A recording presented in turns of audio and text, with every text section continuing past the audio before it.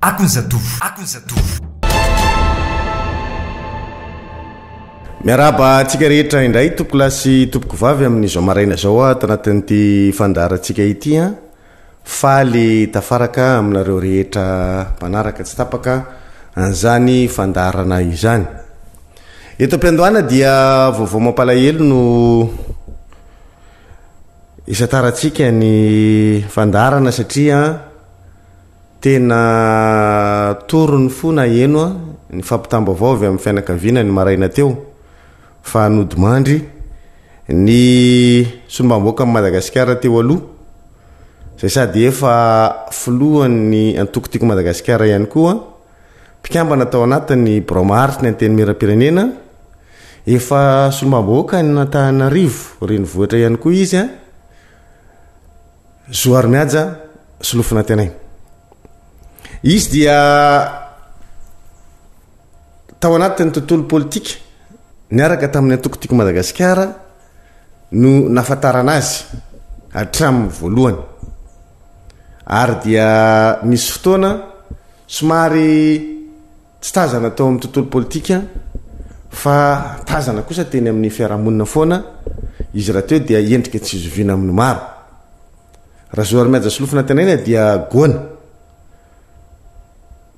tetsy ambandrika no tena hoe nafatarana an'izany hoe raha Zoarimiaja solofina tenaina izany nanana ny anjara toerany teo amin'ny tontolo politika satria dia isan'ny ataontsika hoe vovonana teo anivon'ny antokotiko Madagasikara tamin'ny vanim-potoana nampatanjaka ny antoko mihitsy izany raha Zoarimiaja solofina tenaina izany. Nanamarika ny firoborobony ny ataontsika hoe solotenan'ny faritra aloatra teo amin'ny tontolo politika ny fisiny tamin'izany sehatra izany a ho an'ny sehatra nasionaly. Raha ohatra ka andro vitsivitsy lasa zay dia namoaka publication ny laza ny tsy fahasalamany ary ny taona ny namana rehetra indrindra fa ny teo anivon'ny goana zany itrotram-bavaka satria dia tratran'ny tsy fahasalamana tampoka raha Zoarimiaja solofina tenaina omaly dia tafaresaka tamin'ny fianakaviana maly arivariva dia hoe efa miatsara ny toe-pahasalamany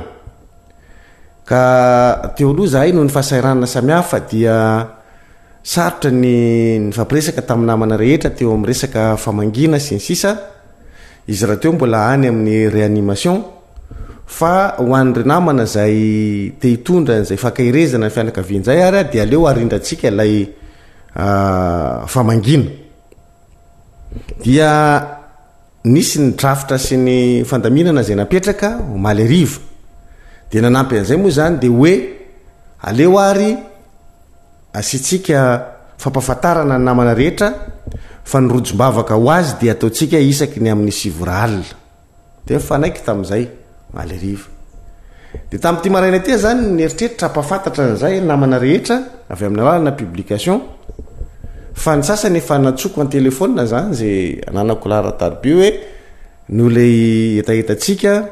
hoe mba te amanga ny fianakaviana mifanotrina amin'izany tsy fahasalamana zany dia misy ohatr'izao no anaovana ny fandaminana kanjo ny maraina be amin'ny efatra maraina no maneno ny telefona milaza sy nampafantatra fa lodimandry io maraina io a raha Zoarimiaja solofina tenaina torony fo ary tena kepoka tanteraka na eno an'le vaovao dia niezaka moa zany nampafantatra ny namana rehetra satria noho ny fivoaran'ny teknôlôjia moa dia nitabatsotra-tserasera isan'ny karazana fampafatarana aingana ihany koa ho an'ny namana sy tapaka rehetra. Ny razana dia eny amin'ny tranony eny a Soavy Masoandro raha lohana trano no teneniko dia mety hoe misy tsy ahita satria sarosarotra toro raha ohatra ka hitady lohana trano fa angamba dia ataoko tondro tsotsotra amina lalana angamba ny ahitana azy hoe raha miala vety amin'ny sapana ny tsara sotra hiditra ny lalam-baovao iny zany a de tsy mandray an'lay lalana vaovao makany vato fa le eo anilany le lalana kiray a somary pla le lalana izy io misy anakiray zay sapanana de miakatra fa tsy mandray an'iny zany le manaraka le sisy tambo iny tsy manaraka an'iny fa le pla mitovy mira zotra amin'ny le lalana makany tsara sotra lalam-baovao iny zany a ny lalana raisina dia mandeha eo alolo eo a de misy sapanana maromaro ao dia afaka manontany an'le mponina eo zany hoe aiza amreto sapanana reto a le mivily makany amin'ny tranony somamboaka Madagasikara teo aloha razoary miaja solofana tany fa fantatry ny olona rehetra eny soavy masoandro izy dia mivily miakavanana zany a de miakatra ery tapitapony ery a de eo le trano amin'ny akavia raha ohatra ndraiky avy any amin'ny station Jovena zany no miditra dia mitovy am'izay ihany raha ohatra ka miditra avy any Ivandro zany dia manentsika an'le lalana tonga re soavy masoandro mihitsy a de mitsotsorika ohatra ny voaka ny tsara sotra de amin'ny akavanana indray zany a le misy ny trano ny razana dia tsy midina ty Ambatondrazaka fa any Antananarivo no anaovana ny fandevenana zay no angamba atao hoe fampafatarana ny rehetra manodidina an'izay ny maraina moa dia efa niezaka nampafantatra ny filohan'ny antenimieram-pirenena amin'izao fotoan'izao raha matoa Kristina Razanamasoa ny fisiny zay vaovao zay a amma atao hoe solombaboaka Madagasikara sy teo aloha ary mpikambana tao anatin'ny boramaharitry ny antenimieram-pirenena isika eto amin'ny fandarana azedy serasera ny azedy radio televisionna dia mitondra ny teny fampiononana sy fankahirezana ny vady aman-janany ary koa ny fianakaviana iray manontolo endrika tsy zoviana maro a zany razoary miaja solofina tenena zany ka raha tao hoe mangido anareo ny fisarahana satria dia fisarahana manaina fa dia very namana very ralahy very anada very zoko very zandry any koa zahay zanaky ny faritra alotro mangoro ny lozany zany razoary miaja solofina tenena zay izy dia mpikambana tao anatin'ny fikambanana gongona nisy anay moa zany tao anatin'ny gongona ary isan'ny navitrika tao anatin' zany fikambanana zany tany alolotany moa ny fikambanana dia misy fotoana mandeha mamonjy ny hoe mitety ny trano ny mpikambana de manao fetifety iarahana efa isany nisy zany a fiarahana tany am'zany ataotsika hoe tany an-tranony zany razoary miaja solofina tenena zany a tao anatin'ny cadre ny fiarahany ny gongona ta fotoanandrony ny fampiarabanatratry ny taona atao amin'ny Petit Palais de isan'ny efa nanotrina tam'zany a razoary miaja solofina tenena amin'ny mahagongona anazy ary tena mpikambana mavitrika ao anatin'ny brao mihitsy izy fa tsy hoe lay mpikambana atsona fotsiny rehefa misy ny lanonana ataon'ny gongona fa isan'ny mpiara manao an'zany fanomanana an'zany ny nahitako azy voalohany tao anatin'ny gongona dia teny amin'ny lanonana voalohany natao a teny amin'ny gastro teny Ivato de isan'ny tonga nanotrina sy ny fanotrina tamin'ny gongona izy tamin'izay fotoan'izay de teo nanomboka hoe aleo ianao miditra mihitsy atao anatin'ny fikambanana atao anatin'le brao mandrafitra de niaraka taminay teny foana amin'izay izy a rehefa misy zavatra homanina sy karakaraina ataoko hoe ray am'ireo mavitrika tao anatin'ny gongona zany a zany razoary miaja solofina tenena izany very namana hoe zay a very ralahy very anada very zoko very zandry izahay aty amin'ny faritra loatra mangoro very an'zany a razoary miaja solofina tenena izany fa dia makahery ny fianakaviana ray manontolo andriamanitra manakare-pasoavana ny anasitrana ny ratrapo eo aminareo a amin'ny zao fisarahana amanaina izao noho zay indrindra dia safidy an'ty hirtytsika entina ifampiarapana tsy varesan-tanana ho atsika rehetra mpanaraka ny fandarana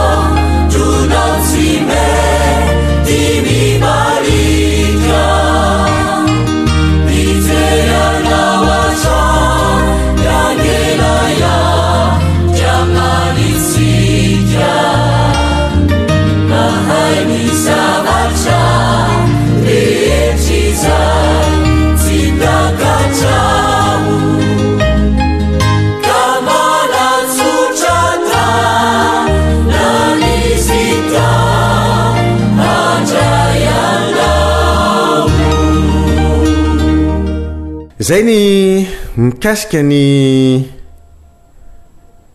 ataontsika hoe fabangana teo amin'ny fahalasana ny solomamboaka ny Madagasikara teo aloha vao ty amin'ny district na Ambatonazaka Zormaja Solofina Tenainy fa ny endriky ny fandarantsika kosa amin'ny ty maraina ty dia iresakitsika mikasika ny resaka poste na ny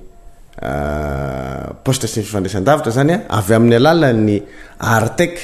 no iresantsika n'izany resaka poste sy fifandraisan-davitra izany. Iresaka koa tsika mikasika ny note zay navoaka ny banque foiben'ny Madagasikara izay raha ohatra ka ny zavatra voarakitra ny jerena dia ahitantsika taratra hoe misy finiavana ve tsy te apafantatra na hanao an'ilay mangarara tanteraka amin'ny fampafantarana ny zava-misy ara-toekarena eto amin'ny firenena fa somary tsy ampy izany tatitra mivoaka ao anatin'ilay note nataon'ny banque foiben'ny Madagasikara izany. Ovakitsika eo moa le izy rehefa aveo zany ahitantsika an'izay endrika zay note zay hoe ohatry ny ahoana ny famoahana azy mba afahako miresaka aminareo ary tsy ho vitantsika androany fotsiny le izy fa rapitsy de mbola ho vakitsika miaraka amin'ilay mizazoriny lay tatitra nataony teo anivon'ny ministera ny fitantanam-bola izay nyresahana ny amin'ny fampiasana an'ilay fanampiana avy any ivelany ohatrohatran'izay zany ny endriky ny fandaratsika zay horesantsika amin'ny ty maraina ity atomboko amin'ilay resaka poste aloha zany le sy ny fifandraisan-davitra misy zavatra tytsika amarinina ao anatin'izy ity ary izay le ataoko hoe efa niteny taminareo fa mbola tsy hijanona eo amin'iny fa hitoy ny angatsika moa zany dia nisy ny ataotsika hoe taratasy nalefa ny ministry ny poste amin'ny zao fotoana zao izay nalefany tany amin'ny filohan'ny filakevim-pitantanana ny Artec izay nangataka ny anton'le zany de nangataka fampindramam-bola tsy onerana zany ho an'ny FDTIC zany ny ministre tompon'andraikitra de eo zany tsika no nyresaka tamin'izay fotoan'izay hoe ity demande na prêt non remboursable ity dia nataon'ny ministre amin'izao fotoan'izao nefa raha jerena ny antonantony ny anaovana an'izay demande na prêt non remboursable zay dia ny ainga avy amin'ilay convention izay nisy teo amin'ny telma sy ny ministera zany efa tany amin'ny 7 ny volana aogostra 9 no nisiny zay zavatra zay mbola tamin'ny andro ny président Marc Ravalomanana tamin'izany fotoana zany dia mbola Andriamatoa Bruno Andriatavison no ministre nitantana teo amin'ny ivon'ny ministera ny poste sy ny fifandraisan-davitra raha ohatra ka nijerena io zany dia karazana fampandrosoana eo amin'ny resaka faritra sy ny tanàna ao anatin'ny ataotsika hoe fampianana ny tany sara ny fifandraisana zany eo amin'ny fifandraisan-davitra zany dia tokony nisy fananganana fametrahana zany karazana pilôna ataony orinasa telma io site io zany dia napetraky ny telma raha ohatra ka ny ainga tany amin'ny taona 9 de nitoy taty aorina azavaiko kely lay zavanisy zany le zavanisy de ohatra zao eo zany ny angatahtsika n'lay fanamarinana aloha mba isiny mangarahara eo anivon'ny ministeran'ny poste sy ny fifandraisan-davitra zavatra tytsika ho fantatra de hoe tamin'ny 2006 ny nakaty dia 10 taona no faharetan'lay tetikasa tamin'izany fotoana zany ananganana n'lay site ny telma ka natratra tany amin'ny 200 tany ny isany tamin'izany fotoana zany rehefa tonga taty aorina dia nisy fiatona lay fanaovana n'lay fanoizana n'lay site zany satria zao manko ny zavatra tytsika fatarina zany ao anatin'le izy lay site mazana dia any etape tanety any ny sasany ao anatin'le izy ary ny fanamarinana ny fisian'lay site dia tsy hitatsika mazava hoe ny tamin'ny 2006 ka hatramin'ny 2016 aiza avokoa ry orinasa telma no nametrahana an'izay site rehetrarehetra zay zany zay zany tokony ho hitatsika zany zay hoe aiza avy ireo site reo no napetraky ny orinasa telma ary voapirofo ve zany ary efa nisy ny réception samihafa natao tamin'izay aiza ny fanazavana an'izay avy eo de le fitoizan'le izy zany atiarina hoe io zavatra io ane ka nisy asa efa vita ka tokony alohan'ny ministeran'ny poste sy ny fifandraisan-davitra zany ilay vola andoavana an'lay fotodrafitrasa izay natsangany telma amin'ny fanalefahana zany ny sarany fifandraisana eto Madagasikara de eo zany manomboka-taitra tsika zany satria nisy vanim-potoana teo misy ministra ny fandimby nisy ministra nanda nitoizany zany asa ny arahana tamin'ny telma zany efa tapitra tamin'ilay folo-taona ny fanarahana tamin'ny fitondrana teo aloha niaraka tamin'ny président Marc Ravalomanana io noho izany tsy toizana tsony ny fanaovana ny site io fa aleo andeha arakaraky ny fivoaran'ny tolotra sy ny tinady ao anatin'izay sehatry fifandraisany davitra zay ny fametrahana an'ireny fotodrafitrasy reny ka ny ayatsika dia hoe nisy nanao sini io nanao sini io zany tamin'ny andro ny ministre Maharanta Jean de Dieu voasini indray le izy fa misy lay asa izay atao ao anatin'le izy ka noho izany dia miteraka fandoavam-bola avy eo amin'ny ministère en poste indray zany hatrany amin'ny 55 milliards d'ariary zay zany le izy hoe ahoana no mahatonga zany an'izay fananany ny telma an'ilay trosa tany anivo ministère en poste 55 milliards d'ariary zay tokony alohan'ny ministère any amin'ny orinasa telma avy amin'ny alalan'inona ary zany io zavatra io zay zavatra zany mila antsipriany mila hitatsika hoe mangata-panazavana mazava amin'ny ministre ny poste sy ny fifandraisan-davitra fa le tetikasany tary amin'ny folo-taona lasa tary no efa nandeha tokony tsy toitsino zany itetikasa io folo-taona teoriana indray fa maninona ny lasa misy tetikasa indray zany atyariana manampy an'ilay efa natao tany aloha dia io zany nilantsika fanazavana hoe le folo-taona voalohany taizaviny napetraka le izy firy exactement ny vitan'ny telma tao anatin'izay dia ity le akanan'le 55 milliards d'ariary ity zany aiza sy aiza indray ny toerana anaovana an'io ary firy exactement vita aiza le toerana tsirairay nasiana n'izany site zany satria raha ny fijeriko azy dia misy site bobaka be mihitsy zany anjatony may zany tokony ho hita taratra zany hoe etsy ny misy an'le izy fa sosanatria ny apetrakantsika zany dia hoe misy ihany koa site zay ataon'ny Airtel misy site ataon'ny Orange fa tsy ny fanjakana no nanampy an'ireny tamin'ny nanao an'le site fa zareo indrindra ny Orange zany ka maninona ny telma no ahazo fa matsimbola avy aty fitondram-panjakana amin'le fanaovana an'le site zany raha tsy misy fanazavana mazava zany hoe zao ny nahatonga an'izany fa zavatra efa nasenana janony io raha tsy nisy zany zay hoe fampiatona n'lay fanaovana an'lay site zay teo anivon'ny ministère efa nisy mpitantana nandahany io teo alohan'ny ministre Maharanta Jean de Dieu fa teo indray zany vao nanomboka nisy fanaovaotsiny teo dia eo le mampiayatsika zany hoe ahoana marina ny fanazavana amin'io angatantsika mangarahara amin'ny ministry ny poste sy ny fifandraisan-davitra indray zay hoe azavao ary io hoe nisy tsy vita ve zany tany aloha tamin'le 2006 à 2016 sa nisy vaovao vao natsangana indray dia naninona no nasenana atona izy nefa mbola nitoizana indray inona ny antony dia eo zany mahatonga atsika ametraka an'izay hoe fa maninona zany no lasa zay le izy azavao ary zay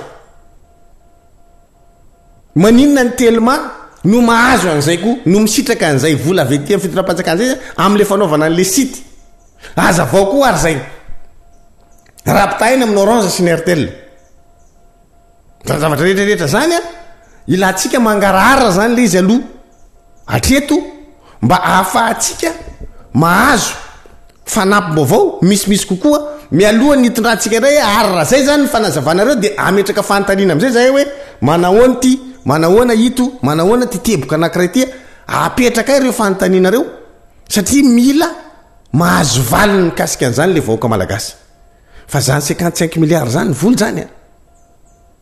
hoe ahoana moa zany no tonga dia andoavana an'izany any amin'ny orinasa telma hatreto aloha kosa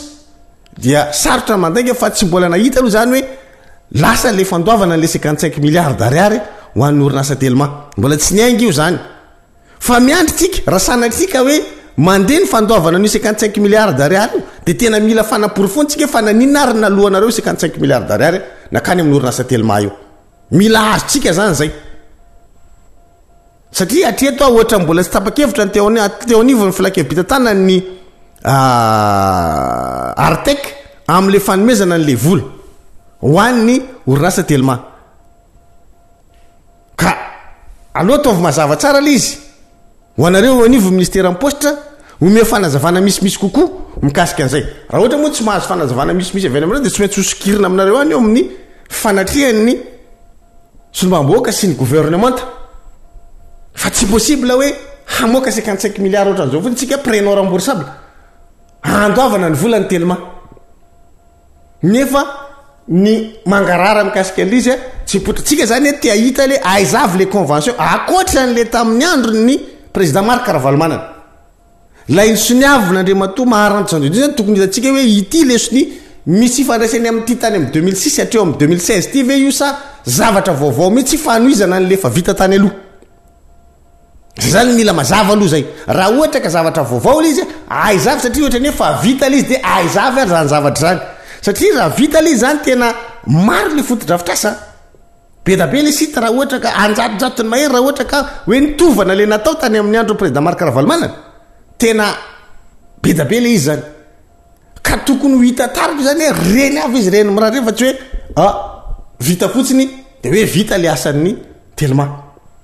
fa mila hitatsika zany mila fatatsika zany hoe tato avy ny zone nanasiana an'le izy mila fanazavany zany alefaso le mangarara zay le tsy fampiny mangarara zay nge mahatonga le vahoaka mihinanam-boliny de avy eo ifanymetsiny fotsiny hoe stomondralana ataondrala tately afadrakotra le Artek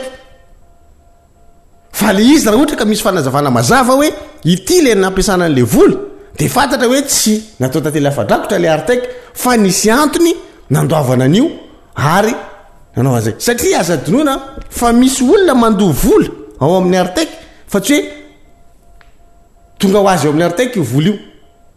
misy orinasa samihafa mandoha an'io vola io ao amin'ny Artek mampitonga ny Artek manana vola sy hoety manana ahafahana manao an'izany raha ohatra ka manome an'ilay vola ho an'ny ministère en poste sy fifandraisan-davitra izy zay zavatra zay zany no atiako tsindrina mba hahafahantsika manohy indray an'ilay izy satria miandriandry fanazavana mijery any nefa ny zavatra azo zany hatreto aloha de hoe mbola tsy nandeha le fandoavana an'izy atreo ihany fa le pitsopitso mikasika ny atotartasy am'ireo mbola tsy misy mangarara ny potra ao anatin'le izy mezaka ihany moatsika zany mangady tsikelikely momba an'io fa tsy maintsy hoe ho azotsika foana ny fanampim-baovao mikasika an'izay hiditra ty am'ilay sehatry ny ataotsika hoe fanazavana n'ilay noty nataony teo anivony banque foibe Madagasikara lafiny ara-toekarena kely no resantsika eto amin'ity resaka banque foibe Madagasikara ty ny zava-nisy dia efa nentsika foana ary tsy sasatritsika no miteny an'izany mangataka tsika ny siny mangarahara ny antoko nangataka an'izany ny mpiara-mompina antoka amintsika koa dia nangataka an'izany hoe ahoana ny siny mangarahara ao anatin'ny fomba fiasan'ny fitondram-panjakana amin'izao fotoana izao dia nanao karazana note de conjoncture économique ny banque foibe ny Madagasikara zany ny BFM izy io dia fanao zany le note fa ny zavatra mahatonga antsika resaka azy dia eo am'le hoe fanomezam-panazavana atao anatin'ny ty note ty zay tsy ampy loatra raha jerena zany le izy hoe io le note de samy mamaky eo ny tena fahavanana amin'ny lafiny ara-toekarena aingana izy no mijery de afaka manao conclusion ry ambany ary zao zany zavatra zany fa ny olona tsy de avanana amin'ny lafiny ara-toekarena koa rehefa mijery ali de sahirana hoe inona ny tinyty note ty ho azavaina noho izany dia zay nitorantsika anazy ato anatin'le fandaharana hoe ohatra ny ahoana marina moa zany ny fomba nentinareo naraovana ny tianao ty satria misy zavatra hitanay hoe tsy mifanaraka loatra am'le tena zava-misy marina vao resaka ato anatin'le note za zao ato miresaka an'le izy hoe tamin'ny volana mai teo zany 24 dia 13% ny ataontsika hoe coefficient ny réserve obligatoire teo anivon'ny banque foibe any Madagasikara. Dia ato anatin'ity note ty le izy a le dépôt zany lasa nahena 11%. Zany hoe aty amin'ny volana novembre zany dia kakitsika mahita an'izany note zany hoe mihena 2% lay dépôt ataon'ireo le banque primaire zany ao anatin'ilay banque foibe ny Madagasikara zany amin'le resaka coefficient de réserve obligatoire. Raha resaka tsotritsika maheno hoe 2% dia ohatrany kely fa raha taremarika raboly zany 2% zany be da be ny 2%. Satria raha jerentsika zany le izy dia hoe ho an'ilay banque primaire ane zany dépôt zany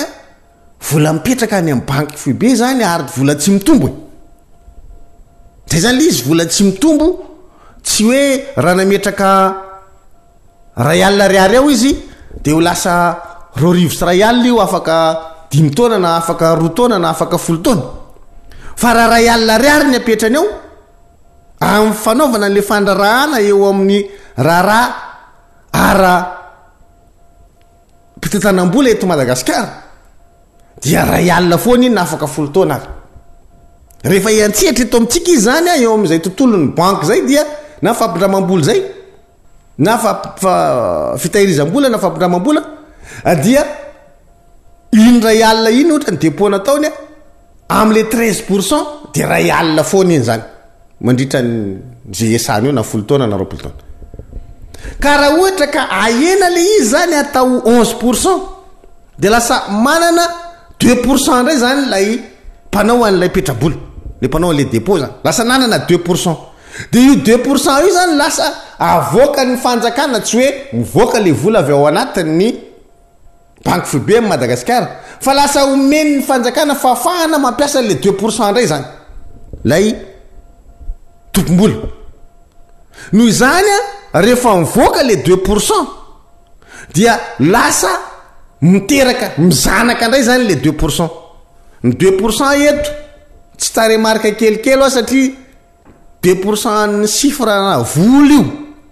fa tsy hoe amin'ny hoe raha par rapport amin'ny 100% dia kely ny 2%. Fa raha miteny hoe 1 milliard 2% ny 1 milliard fotsiny dia fa zava-doza be ny resahany raha hoe 2% ny resahanao. Ka ohatr'izay le izy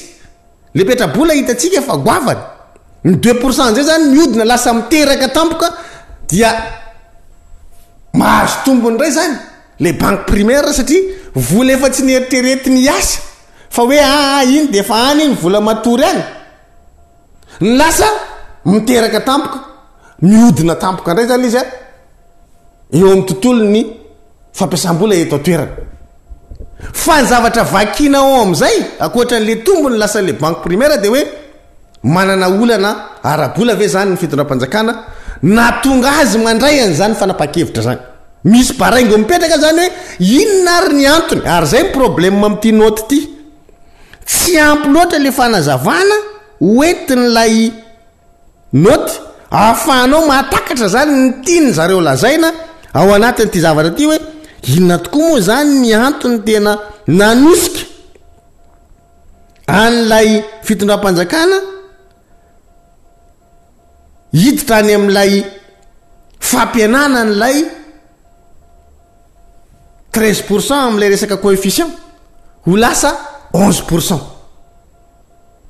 Mila fanazavana misimisy kokoa tsika ha tsy hoe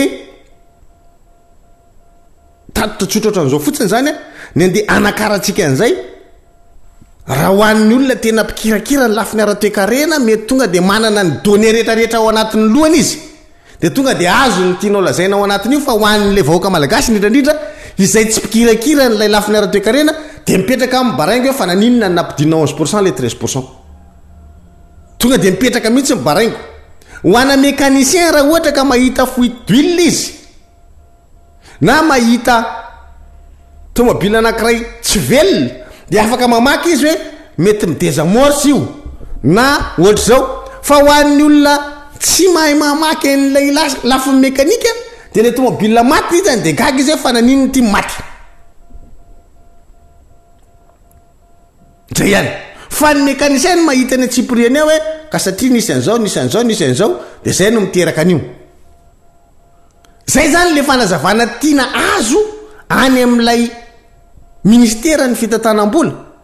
manamafy any tianoty avoaka ny banque fobe Madagasikara ty hoe inona no miteraka ny fidinan'io 13% io a ho aty amin'ny 11% raha izay anankiray a ny mari antsika tao anatin'ilay izy fa etsekilany a mbola misy zavatra hafa resahany ty zavatra ty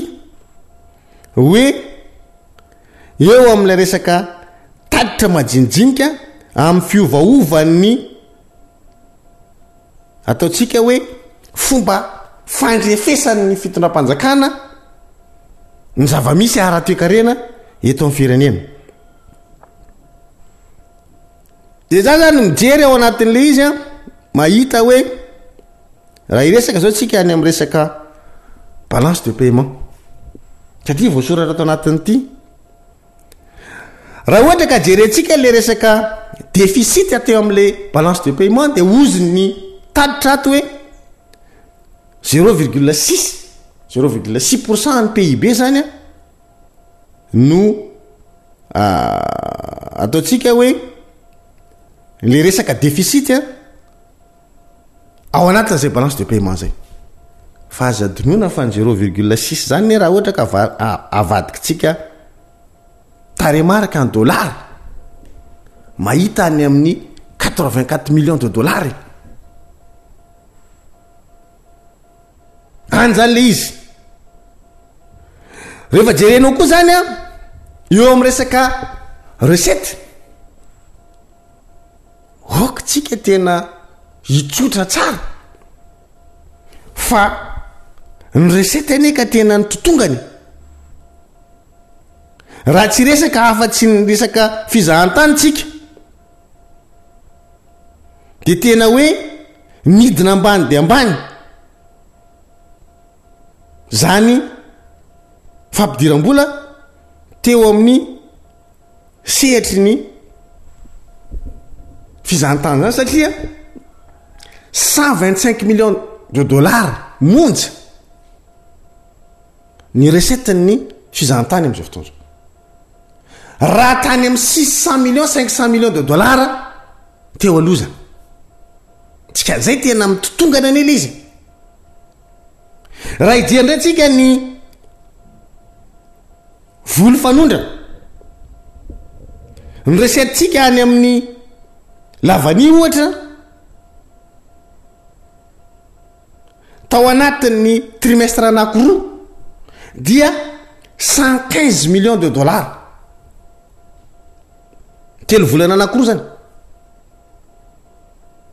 raha tokony any amin'ny 400-500 ano any millions de dollars eto nyresaka tsika zany eto mametraka hoe lay fitotonga n'lay taremarika rehetra mampiteny moana mampiteny moana tanteraka rehefa jerenao zany rehetrarehetra zany zany hoe anahoana ny fipetraka lay 3e trimestre octobre novembre décembre ao anatin'ity resaka tatitra ara-toekarena eto Madagasikara ty raha jerenao zany le zavatra misy ato anatiny dia milaza izy ato hoe ny resaka déficit ao amin'ny opération globale ny trésor OGT dia mahatratra hatrany amin'ny 665 milliards 1,3% ny PIB ambony be zany tena ambony be satria ny taona 7 amin'ny vanim-potoana mitovy a raha 1,3% ny PIB io zany dia 0,6 izy tamin'izany fotoana zany vanim-potoana mitovy zany raha isika ny 7 dia 0,6% aty amin'ny 24 izy a 1,3 eritrereto am'izay zany lay zava-misy ny resaka taux de pression fiscale de hoe 0,4 isanjato tamin'ny farany volana septambra 24 de amin'ny fifarana n'lay taona zany de tombana n'lay taux de pression fiscale amin'ny volana décembre 24 zany tombanany ho lasa 9,5% de teo ny nagaga fa maninona no lasa 9,5% ny taux de pression fiscale amin'ny volana décembre 24 ny zavatra mahagaga be zany zavatra zany rehefa jerenao le izy hoe ahoana moa mahapossible an'izany a raha miaina am'le réalité ianao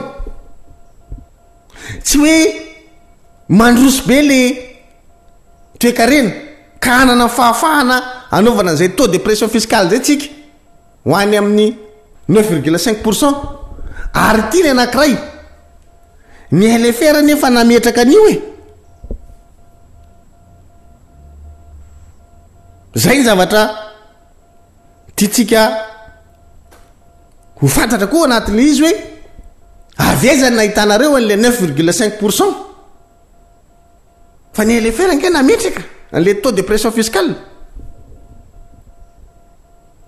efa bolana zay nefa nampiasantsika an'le LFR fa voaka veza zany io 9,5% io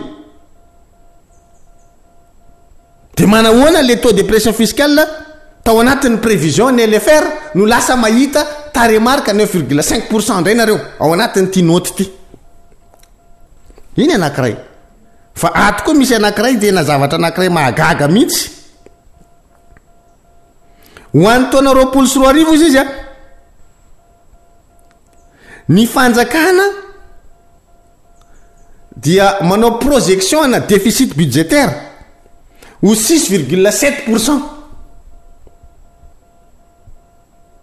de gaga koa tsika ho zay raha tsy tao anatin'ny niveau mieran'ny fitantanam-bola dia azonareo ny fitahana tamin'izany hoe zay le projection fa ny projection anareo anie tao anatin'ny LFR 6,3%. 6,3% zay ny LFR zaho atao tamin'ny nanao any ady hevitra tamin'ny LFR 2020 le teti-bolam-panjakanana sy mpanovana dia notombanana 6,3% ny déficit budgétaire avy aiza no amoahanareo an'ilay hoe mbola manao projection ndray ny fitondram-panjakana hoe 6,7% ny PIB ny déficit budgétaire araky ty note ty tsy projection tsony zany raha ohatra ka 6,7 le fomba fandrafitrareo an'le fehezanteny mihitsy zany magaga hoe l'état projette un déficit budgétaire de 6,7% du PIB.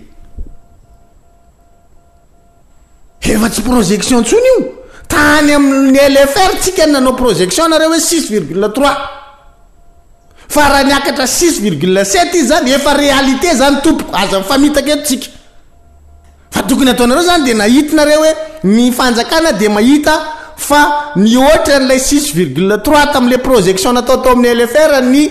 déficit budgétaire atsika ka eo amin'ny 6,7 izy amin'izao fotoan'izao fa maninona lazainareo fa projection iza zany no fitahana am'izay zay nge ny ataoko hoe ho an'ny olona mahafantatra ny lafiny ara-toekarena ty noty ataonareo ty tonga de hitany hoe atony tsy mety am'ty atony mety amty zao ty zavatry fa ho anay zay tsy manapahaizana tapitroatra ato anatin'ny lafiny ara-toekarena fa manaraka sy mamaky ny zavatra soratanareo de mipetraka fanontaniana hoe inony ty zavatra soratany dralaty inony ty zavatra avoakany ty avy aizy io kakanenao mahita an'izany zay mihitsy ny tena zavatra anankiray faran'zay magaga ary mbola misy fomba fanoratra zareo ato hoe am'le resaka volavolan-dalàna mikasika ny teti-bolam-panjakana ho an'ny taona raiky am'y 24 izy izy l'état table sur un déficit modéré des OGT par rapport à l'année 2020. Les mots est l'état table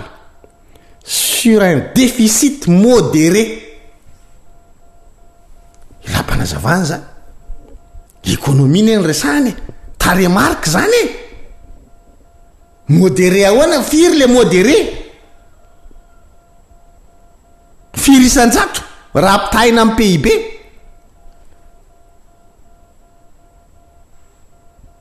De ohatrina milliard ariary na million de dollars.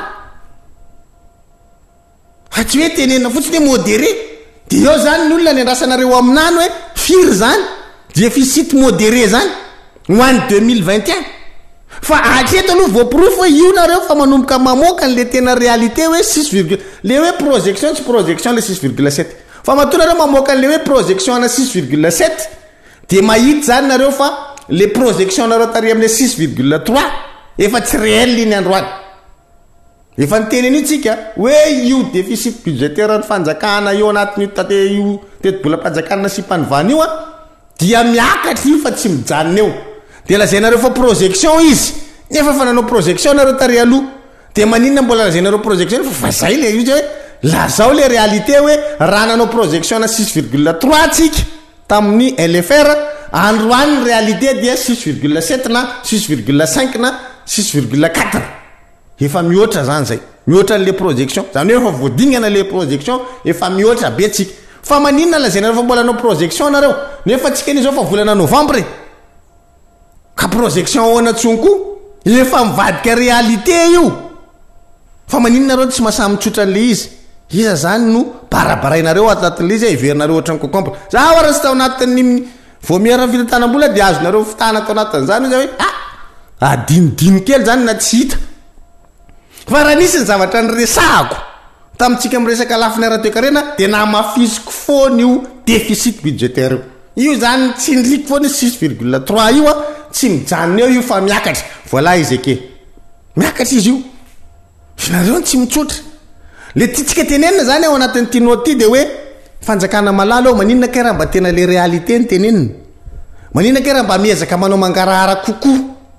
sy misimisy kokoa fa raha zavatra ohatran'izao ny hitan'ny mpiara-mombonantoko amitsika de tsy fantatro hoe ahoana zany ny fandraisany an'ly fanjakana malagasy ty hoe inona ny titsika atao zay ne le zavatra tiako tenenina ao anatin'ny tirara ty mampalahelo le izy mahonena le zavatra ataonareo satria tsy mifanaraka am'le tena zavatra takinany aminareo le finiavana anananareo mba hitsotra anana fanetretena io moa tarafina avy any ampitantana any amin'ny faratapony de arahan'le ratsa mangaiky aty ambany le izy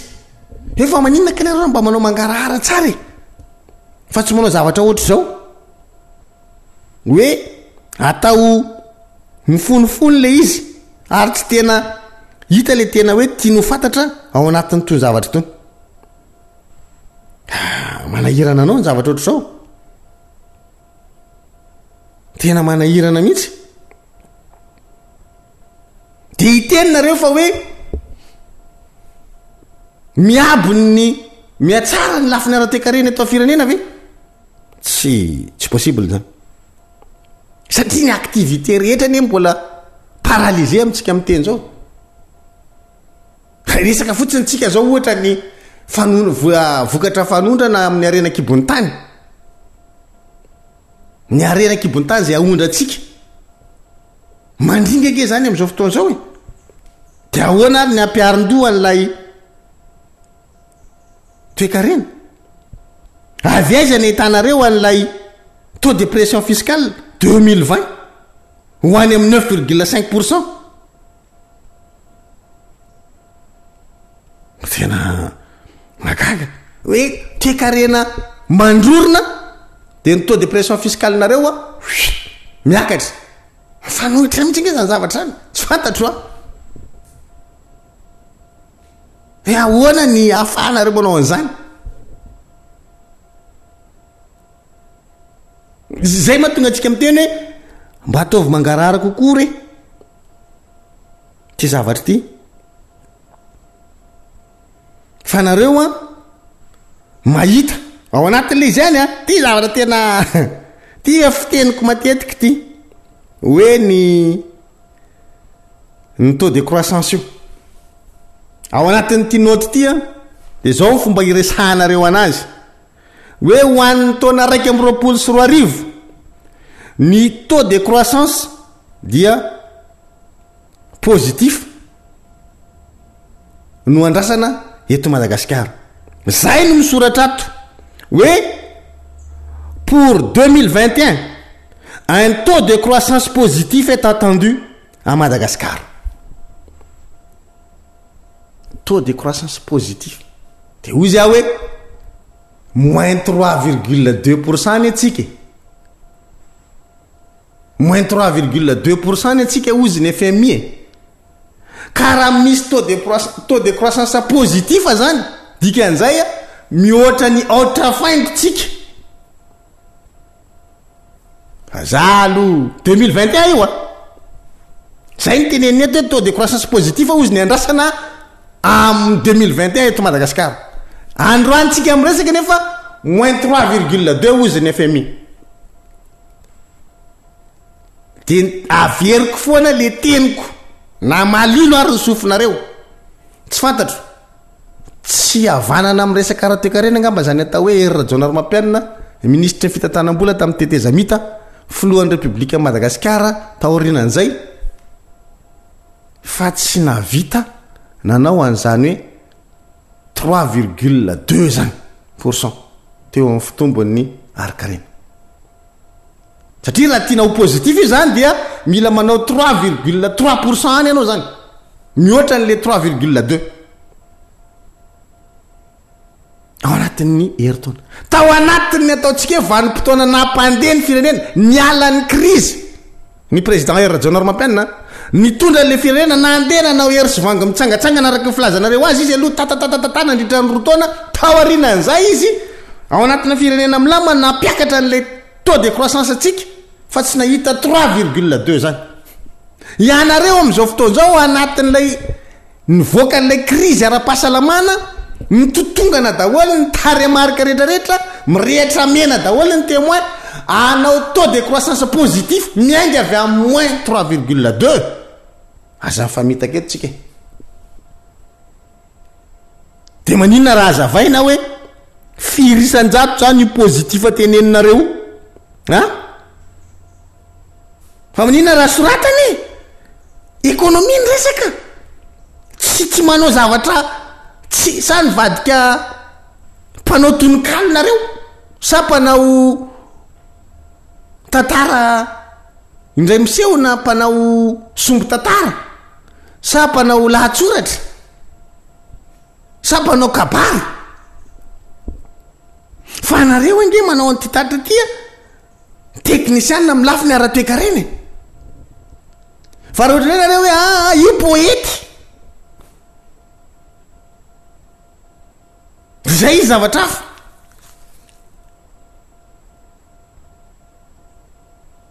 raha poety nareo de zay manaikitsika hoe ohatr' zao ny firafitry ny fehezanteny ny poety hoe mpanao lahatsoratra mpanao tononkalo de marina zany hoe miabo fotsiny io a fitombon'ny arkarena io a ho an'ny Madagasikara miabo fa tsisy taremarika fa raha resaka ara-toekarena no resahana de miala tsiny a fa raha vao miresaka tany arikarena zany nareo a de mametraka isan-jato ao anatin'le izy hoe ho an'ny taona raiky amin'ny 24 dia zao ny tany fitombon'ny arikarena andrasantsika ho amin'ny Madagasikara. Fa menatra manko nareo satria nareo ny teny hoe amin'ny 2021 4% jere io le fanresantsika hoe ataovy ary mazianareo a fa tsy mahay ery mampianina fa nareo ny tena havanana servo mihoatra an'ireny mihoatra an'ry prime ministre teo aloha tatelo Andrianarivo re zany tsy havanana daholo fa nareo ny tena izy omeo aro le taremarika hoe firy isan-jato ahoana ny atongavana any amin'ny 4% amin'ny 2021 raha menga moins 3,2 de androany am'izay nareo manao an'le noty sarotra manko ny teny hoe ny taux de croissance tsika amin'ny 2021 4%. Sarotra ny amoaka an'izay de inona ny vanareo anazy hoe ho an'ny taona raiky amin'ny 24 ny taux de croissance eto Madagasikara dia ho positif. Aza mifanabarabara kely azafady a positif ahoana le positif soraty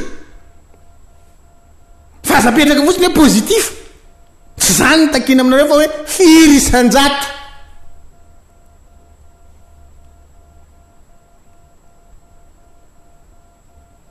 Palahelo fa ho an'ny olona tsy de tena andinika an'io de mionona eo tokoa izy hoe positif ahoana io amin'ny 2021 de mijanona eo izy fa amitsika misy dikany atao hoe positif. Io raha testana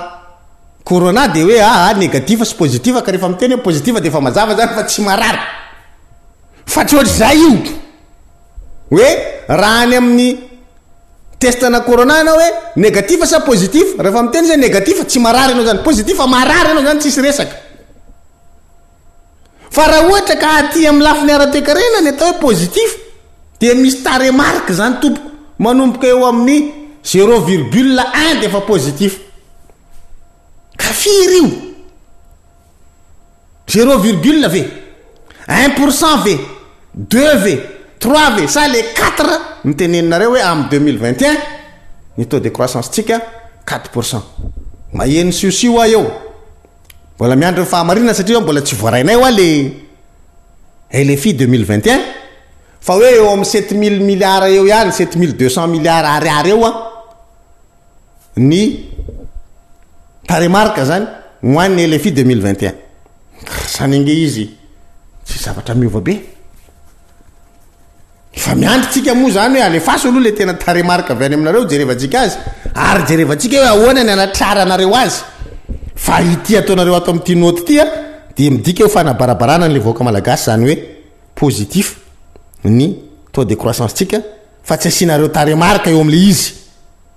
fa aza atao an'izany a fa alohatsika ngamba mba miresaka tsara ihany rehefa miresaka toekarena fa aza atao ohatra an'izao rehefa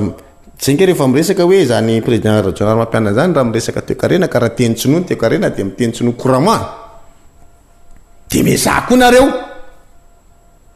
na de tsy nareo ary le miteny tsinoa couramment hitadiavim-pandika teny tena mahay mandika an'le izy amin'ny teny tsinoa mazava tsara fa tsy ohatr' zao a raha pitsy mbola iresaka an'io ary mbola hitondra fanazavana mikasika an'io ampiarahako amin'ilay mizazoronyle tatitra nataonareo ho an'ny PTF tamin'ny volana novembre ty tany fandondona volana novembre tany nareo moka anazy fa mbola iresaka an'izay tsika raha pitso zany mbola iresaka toekarena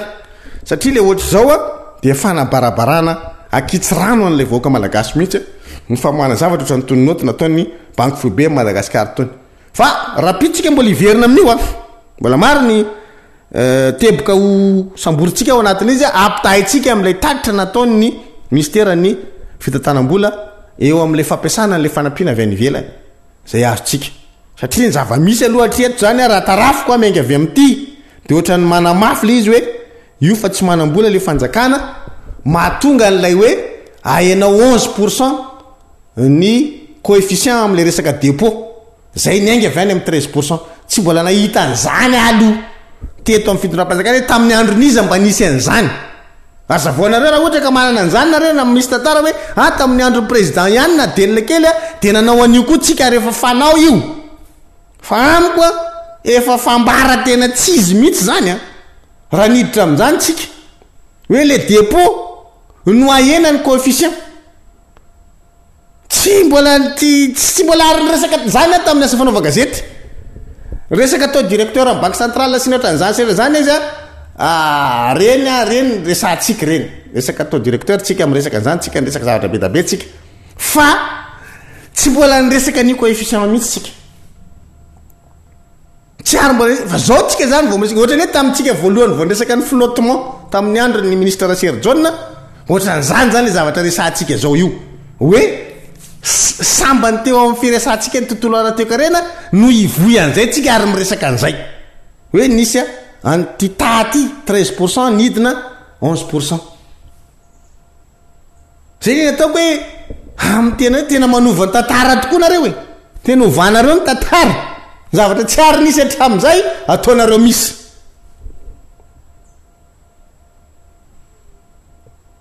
Fa hitatsika eo fandehany fa rapitsika mbola iverina iresaka an'io zavatra io zany. Amaranantsika ny fotoana amin'ny zao maraina izao dia iresaka n'ilay resaka mangahazo le vatsy mangahazo zany le vatsy tsinjo tany amin'ny faritra Atsimon'ny Nosy io manko le nyresantsika anie rehefa nyresaka an'izy dia niezaka mihitsy zany ny pomba ny fitondram-panjakana namaly an'le zavatra nyteneniko hoe aty amin'ny sobotry Madagasikara aveo ianareo no manome vary stock tampon zany hoe efa tsy araky ny tokony ho izy zany le izy ao anatin'le fikarakarana dia rehefa nyresaka n'lay lafiny araboly tsika hoe manomboka mivoaka daholo ny indisy amin'izao fotoan'izao ilazana fa misy fahasairanana araboly fitondram-panjakana io dia hitatsika taratra daholo zany zay zao hitatsika hoe io tsika nahita le problème ny Assemblée nationale eo amin'le fandaovana karama ny resaka soliky mahitsika le tany amin'ny le olona rehefa tena nandinika le olona mety eo le filazana nalefa nakany atsy fa tena maro rehefa problème mihitsy izy tamin'ny fotoana iny manomboka tany le andisy no mipotra mahitsika tamin'le fampiatona amin'ny fandaovana ny karama n'ireo mpandraraha zay nanao fotodrafitrasa niarahana tamin'ny fer ny fandaovana amin'ny volany reny mahitsika zany an'ilay tatitra tamin'le note teo le nyresahako anareo teo dia mahatsapa zany tsika an'izay zavatra zay hoe io ary fa le 13% na latsaka 11% mba ahafahan'le fitondram-panjakana mahazoly dia lasa saina zany mandinike hoe amin'izao fotoana zao misy vaovao hafa inina voizina mafy be mba tsy resahana le réalité ohatran'ireny mangahazo reny tsy le mamangahazo anazy no inona fa lay réalité no resahana zay zany le tiatsika tenena hoe io le réalité androany satria mbatona zaka io stock tampon ary atsimo io mangahazo lay réalité zany zay zavatra zay fa tsy le izy hoe stock tampon problème atsika na le izy hoe mangahazo fa le réalité iainana mihitsy zany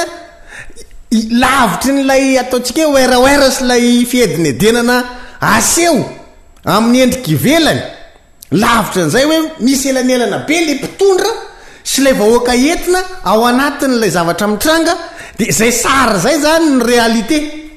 dia rehefa hitany hoe mipotra zay réalité zay hoe io ary fa manomboka misy indisy maromaro mivoaka manamarina ny zavatra zay lazayntsika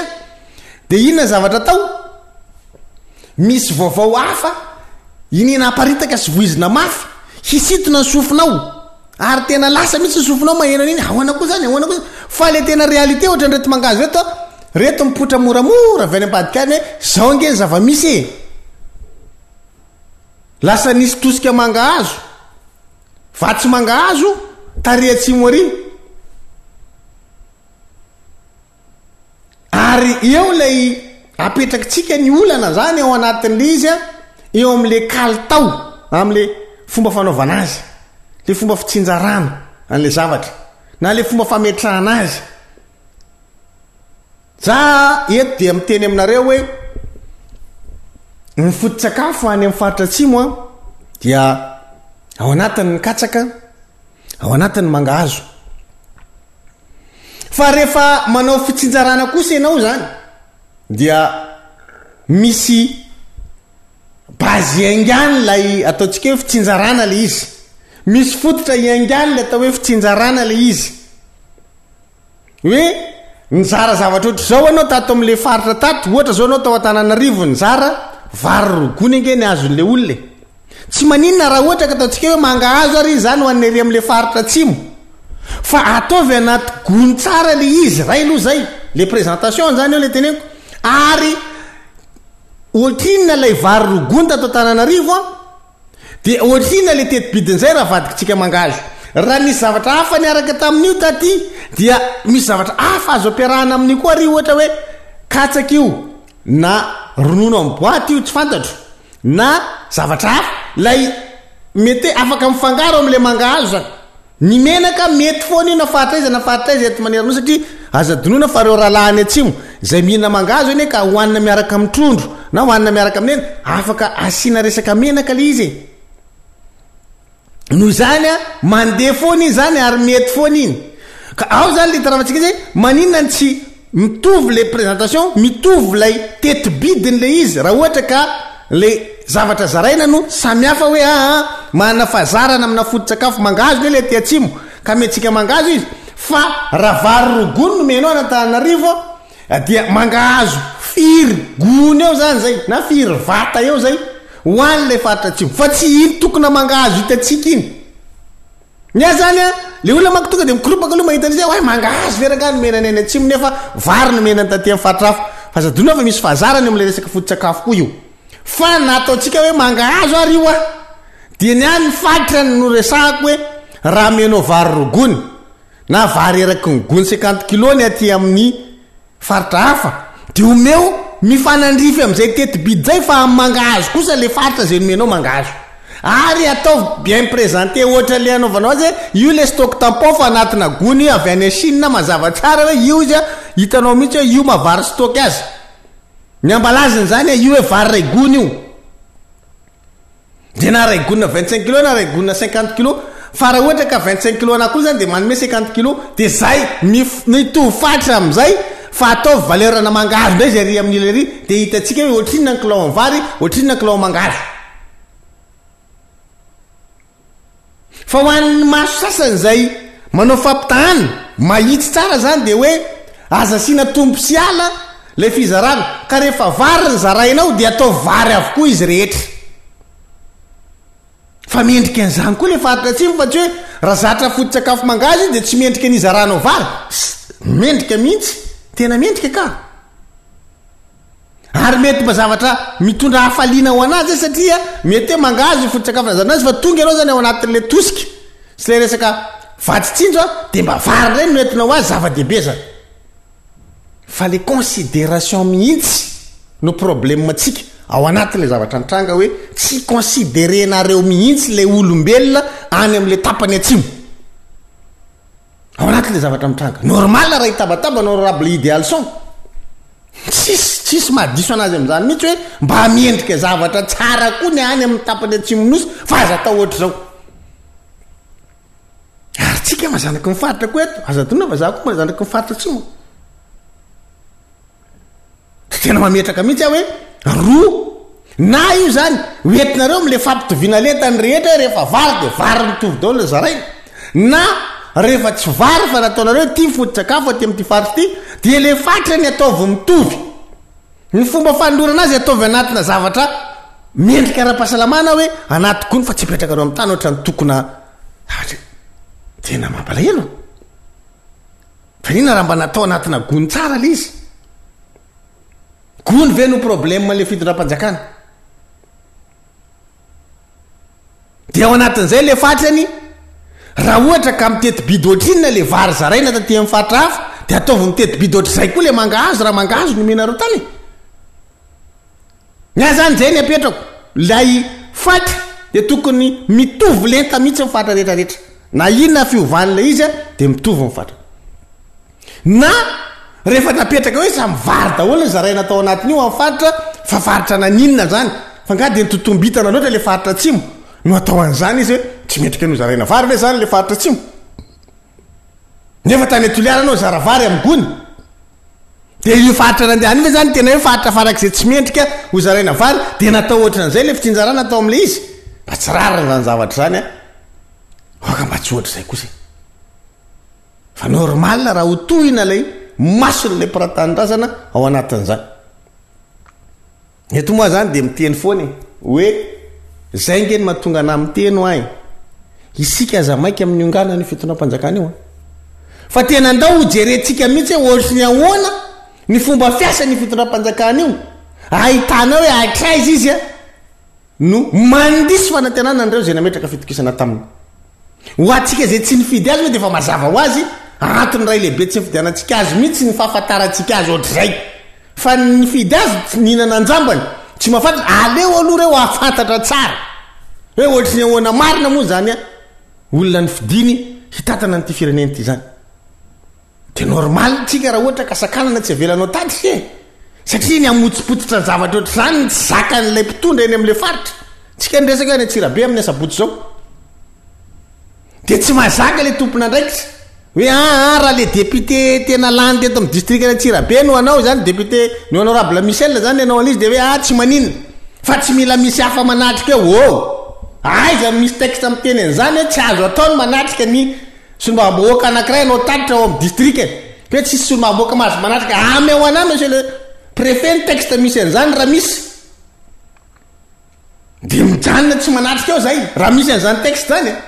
fa tsy mahita an'izany fa ianao nahita an'izany le solombaboaka ny atsirabe voalohany ihany mahazo manao an'le izy fa le am'reto tsy mahazo manatrika granina tamin'ny 73 député fa nga avy ao Antananarivo daholo re nanatrika re ny député na Antananarivo reny voatra ke 12 miampy avaradrano sy atsimon-drano izy 9 raha pidirina zany Ambohidratrimo 12 tapitra ko maninona ny telo amin'ny fitopolo ny nanatrika an'le tatitra teo niditra teo amin'ny 13 mai aza manao rindasa tsy tsarona fa zay le izy de hoe le député na Tsirabe any zay manatrika ka ary mitondra député ny Madagasikara tompoko azafady solombaboaka ny Madagasikara fa voafidy tamina district de afaka mandeha naizanaiza era Madagasikara zavatra ataony hoe hoan'ny Madagasikara fa tsy hoe hoan'ny district anankiray fidana ihany fa matonareo tsy mamela an'le fanaovana an'izy de zay hoe tsy tianareo ivoaka ny marina tsy tianareo ivoaka ny tena zava-misy eto amin'ity fireneny ity ary tsy zakanareo le izy nefa motsipotsorana an'izany ary tsy zakanareo ny voa mangarara amin'ity fireneny ity zay angely ataontsika hoe tsy mahazaka demokrasia raha misy ny olona tsy mahazaka demokrasia de ny mpitondra am'izao fotoana zao reo voalohany manomboka hitatsika proof izy io sady azo tsapahitana fa etotsika zany de manomboka milaza miara-mahita ho an'ireo zay nametraka fitokisana taminy hoe io izy io le zavatra nytenenanay tamin'izany fotoana zany hoe sarotra ny mametraka an'ireo olona reo fitorana satria ohatr'izao ny fomba fiasany mahita tsika io miara-mahita aminay nareo asa mbola iteny inona ndraiky hoe tsy photoshop ndray sary iny hoe tim mandray zao nanao an'iny sarisary modina le ny tim mandray de aparitako amin'ny tambajona tserasera hoe zay zavatra tsy zakana de atsipa tendamosiny antokotiko Madagasikara foana zay fa tim mandray na tonga an'ireny mangahazo reny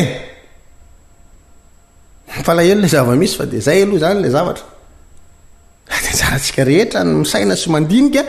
mieritrehitra hoe ohatry ny ahoana zao fitondram-panjakana zao atraizany tandrevaka ataony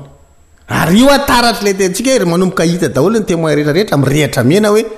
io ary manangy atsika am'le resaka tsy fampimboly fa tsy anana vola etomanana amin'ny fikirakirana ny rafi-pitantanana samy hafa ity fitondram-panjakana ity raha zao no mitoy raha zao zavatra hitatsika zao nakasitraka atsika rehetra tompoko lasy tompoko vavy nanaraka an'izay fandaran'izay apatsihivoka any fa rehefa misy moa zany lay etsika ataotsika ohatran'io de misy le fandarana manokana tamin'ny sabotsy teo tsy nisy etsika de tsy nisy fandarana zany ny alahady fa amin'ny sabotsy zao isan'lay tao any Atsirabe de ny alahady zany miangavena tsirabe indray a ny fandarana manokana ny resantsika zany rehetra zany a ao anatin'le fandarana manokana amin'ny alahady a ho avy zao zay alefatsika am'ireo fahita lavitra miaramiasa amin'ny ty amin'ny vondrony panorama moa zany sy ny RMD marina tokotiko Madagasikara zany rehetrarehetra izany sambe ho tain'Andriamanitra veloma tompoko.